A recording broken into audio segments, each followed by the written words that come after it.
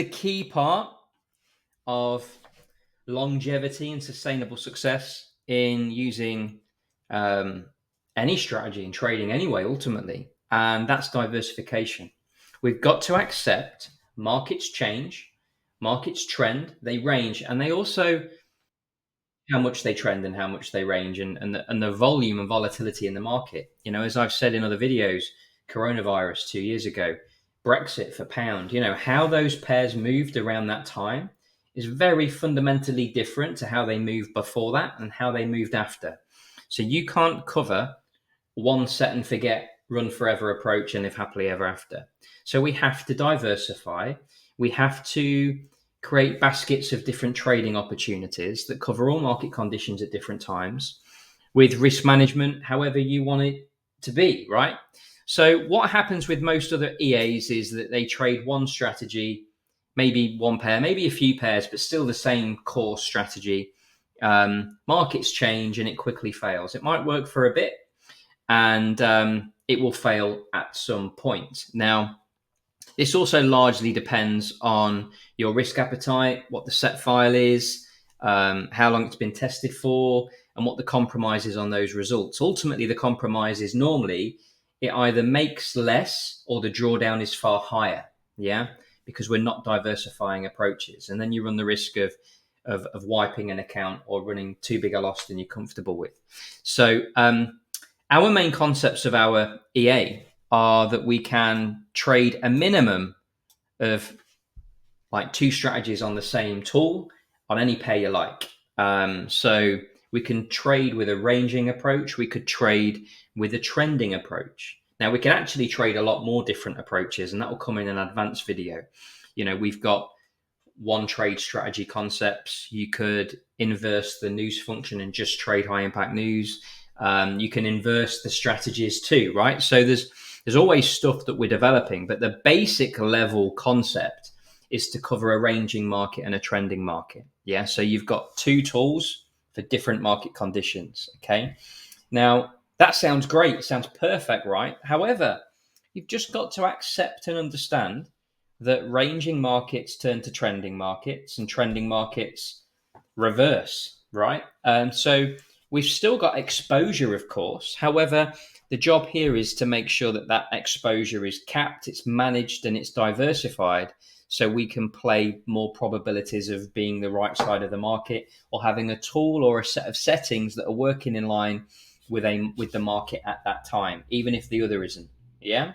So the other might not even be trading at all. The other might have taken a loss. If we were ranging and then it started to trend, whatever, right? We can't control perfection. It doesn't exist. However, you're not going to get more robust than trading in this way.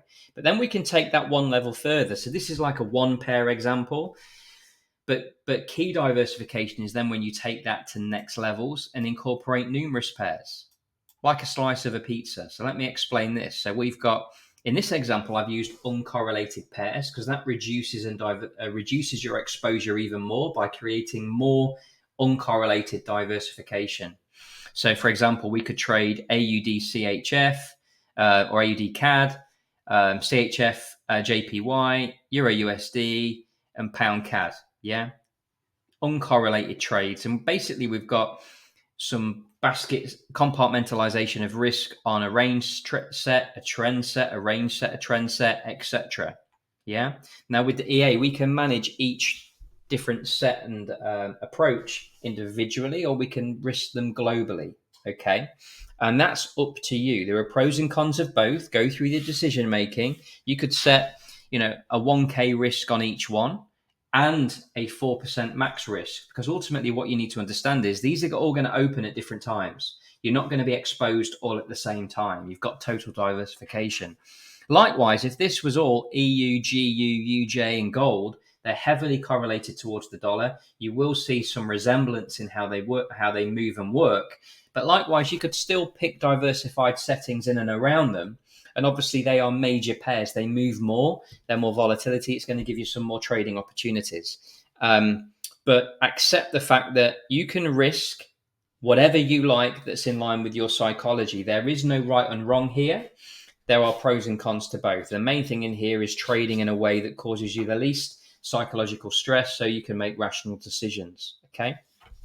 So this is going to cover all market conditions, correlated or uncorrelated. Okay. So it literally is how to set up your account for success, and then the base and the level behind that is how long you're optimizing for. If you're in a challenge, it's going to be a shorter period than if you're funded or on a live account for sure. But it's filtering then in them optimizations and choosing set files based on a risk profile and an expectation level that you're comfortable with.